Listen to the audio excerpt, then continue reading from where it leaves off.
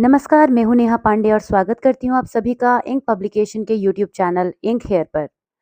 आज मैं लेकर आई हूँ मीरा सिन्हा जी की एक और कहानी जिसका शीर्षक है रोहिणी।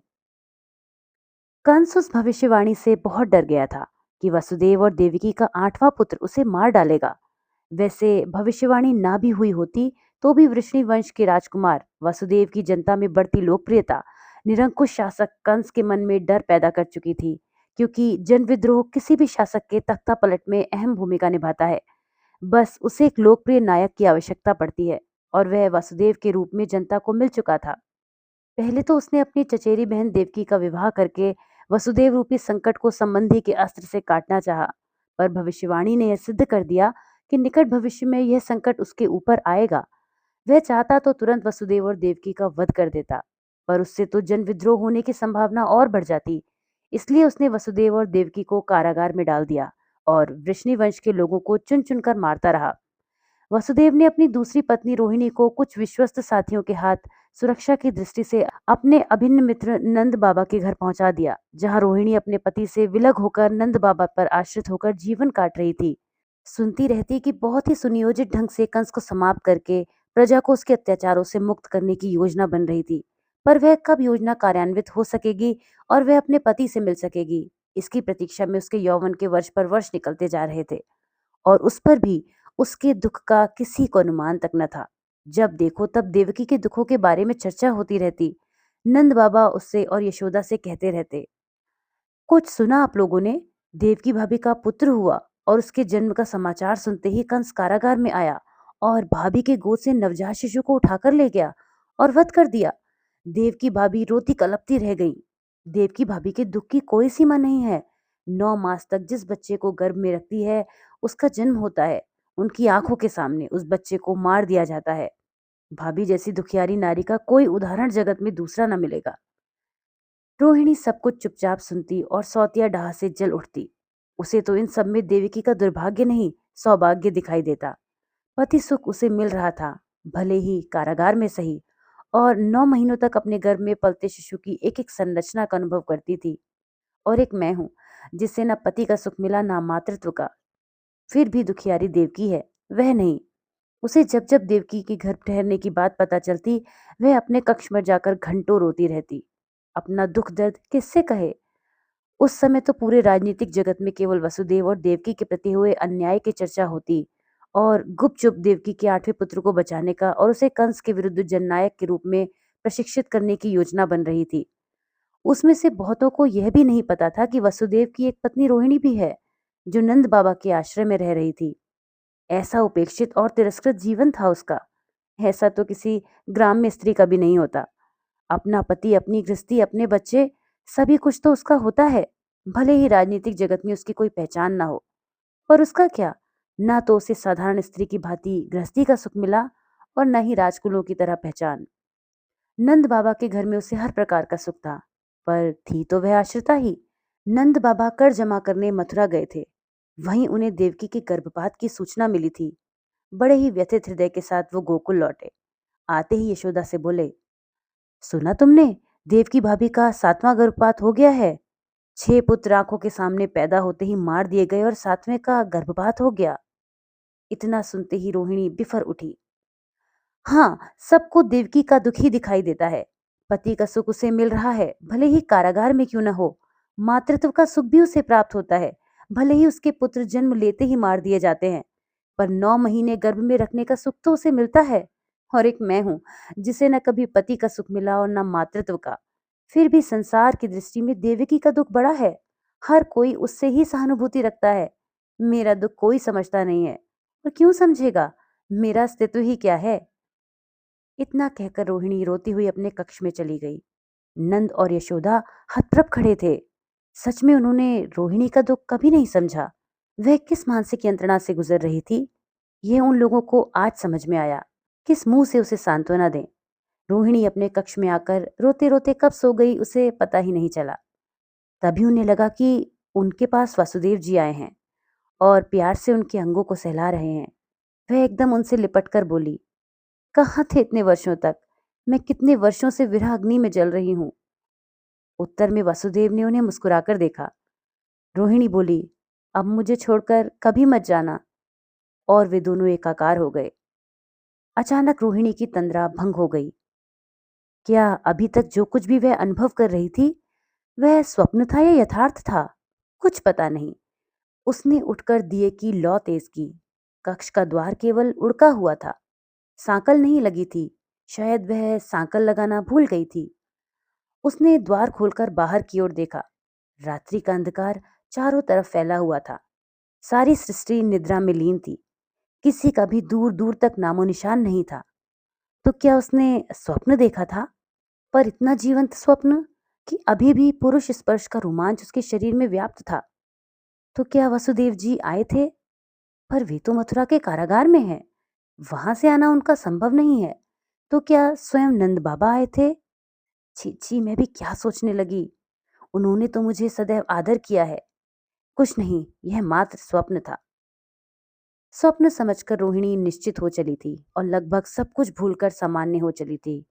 और हो भी गई थी कि गर्भ के लक्षण प्रकट होने लगे और यह सिद्ध हो गया कि वह स्वप्न नहीं यथार्थ था। अब नंद बाबा पर ना संदेह करने का कोई कारण शेष नहीं रहा था। उसने सोचा कि अब उसे संदेह का निवारण कर ही लेना चाहिए। वैसे भी नंद बाबा से हितैषी कौन था गोकुल में, जिससे वह अपनी लज्जाजनक बात कर सकती? यशोदा से बताने पर तो पूरे ग्राम में यह बात फैलकर लोकनिंदा का कारण बन सकती थी। रोहिणी ने नंद बाबा को अपने कक्ष बुलावा भेजा और अपने गर्भ और उस रात्रि की सारी बात बताई। कहीं वासुदेव जी वास्तव में तो उस रात्रि में नहीं आए थे? नंद बाबा ने कहा, ऐसा तो संभव नहीं है। इतने कठिन पहरे से वे कैसे निकल कर आ पाएंगे? और अगर ऐसा हुआ होता तो कम से कम मेरे संज्ञान में तो अवश्य होता। तो फिर आपकी सुरक्षा में रहते हुए किसका इतना साहस हो सकता है? इतना कहकर रोहिणी ने संदेहपूर्ण दृष्टि से नंद बाबा को देखा। भाभी, क्या आप मुझ पर संदेह कर रही हैं? मेरे लिए बहुत लज्जा की बात है कि मैं आपकी सुरक्षा नहीं कर पाया। पर मैं ऐसा नीच काम करूंगा, ऐसा आपने स्वप्न में भी कैसे सोचा? नंद बाबा ने कहा। मैं आप पर संदेह नहीं कर रही हूं, पर अब मैं क्या करूं? संसार को और अपने पति को कैसे विश्वास दिलाऊंगी कि मैं निर्दोष हूं? जो कुछ हुआ मेरे अनजाने में हुआ। मैं मानता हूं भाभी, आप निर्दोष हैं।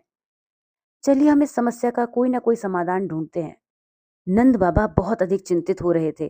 अभी कुछ दिन पहले ही यशोदा ने उनको शुभ समाचार दिया था कि वह मां बनने वाली है। वह प्रसन्नता से फूले नहीं समा रहे थे कि उम्र के अंतिम पड़ाव में ईश्वर उन पर यह अनुग्रह करने वाला था। पर जब उन्होंने ग्राम की सबसे जानकार दाई को यशोदा को दिखाया था, जो आकर नंद बाबा को बताया था, उससे उनके पैरों तले की जमीन खिसक गई थी। उसने कहा, यशोदा के कोई गर्भ नहीं है। वह उम्र के उस पड़ाव पर पहुंच चुकी है जहां उसका प्राकृतिक रूप से मासिक धर्म बंद हो चुका है।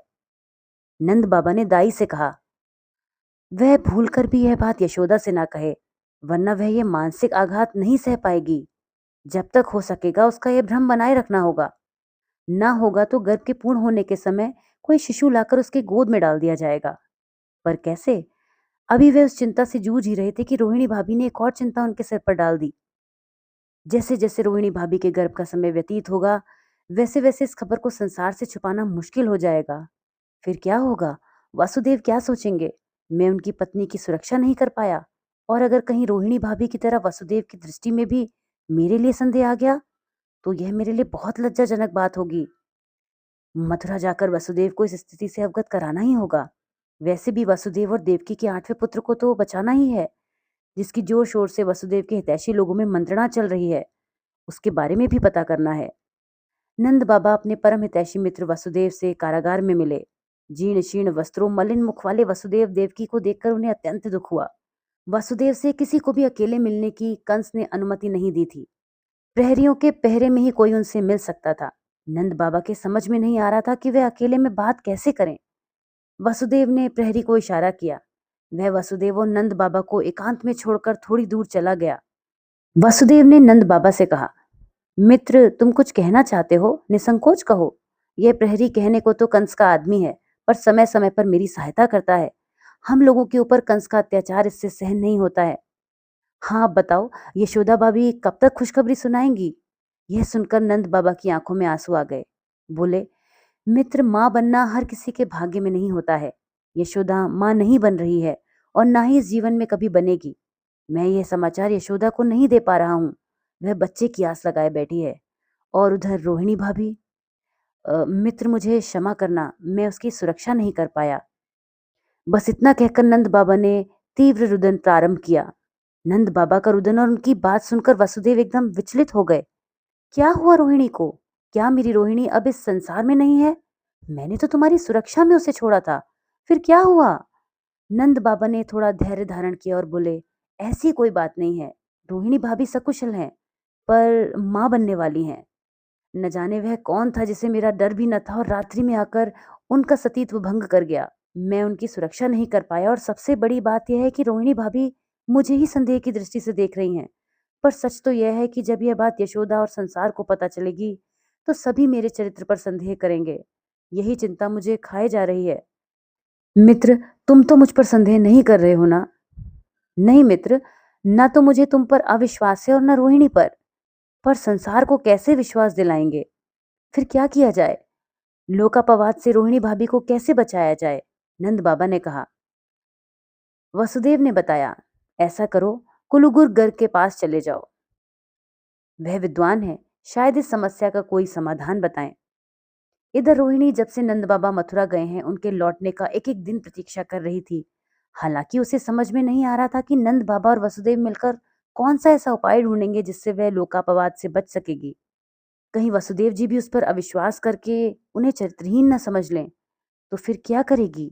और उसे वे क्यों ना चरित्रहीन समझें? अपनी सत्यता प्रमाणित करने का कोई साधन भी तो नहीं है। नंद बाबा के मुख से यह सुनने के पहले कि वसुदेव जी ने उस पर अविश्वास किया है, वह अपना जीवन समाप्त क्यों नहीं कर देती है? किस झूठी आशा में जी रही है वह? रोहिणी रात्रि के नीरव अंधकार में यमुना की ओर बढ़ चली। वह यमुना से कूदकर अपने प्राण दे देगी और लोग यही सोचेंगे, स्नान करते समय डूब गई। वह यमुना में कूदने ही वाली थी कि गर्भस्थ शिशु के मोह ने उसे ऐसा करने से रोक लिया। लगा वह मां कहकर पुकार रहा था। रोहिणी ने गर्भ पर हाथ फेरा और सोचा, नहीं, मैं इस निरपराध शिशु की हत्या नहीं करूंगी। कहीं दूर जंगल में चली जाऊंगी, इसे जन्म दूंगी और पालूंगी। मैं मातृत्व सुख का अनुभव करना चाहती हूँ, पर ऐसा करने से पहले मुझे नंद बाबा की प्रतीक्षा करनी होगी। शायद कोई उपाय उन लोगों के मस्तिष्क में आ जाए।